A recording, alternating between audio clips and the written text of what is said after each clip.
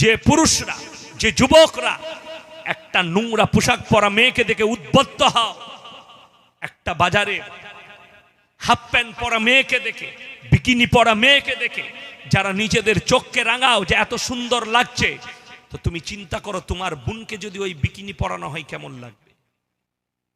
তুমি সহ্য করতে পারবে না, তখন বলবে আমার বোনকে গুলি করে মেরে দেবো।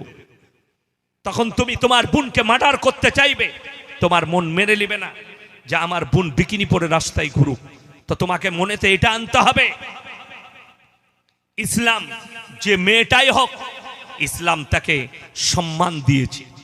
আমি মুতালবা করি আর আমি এটাই রাখি যে আমাদের দেশে আমার কাছে আমার মায়ের ইজ্জত যতটা, আমার একটা হিন্দু মায়েরও ইজ্জত ততটা, আমার কাছে আমার বোনের ইজ্জত ততটা, আমার দেশের হিন্দু দলিত আদিবাসী মা বোনেরও ইজ্জত আমার কাছে ততটা। আমার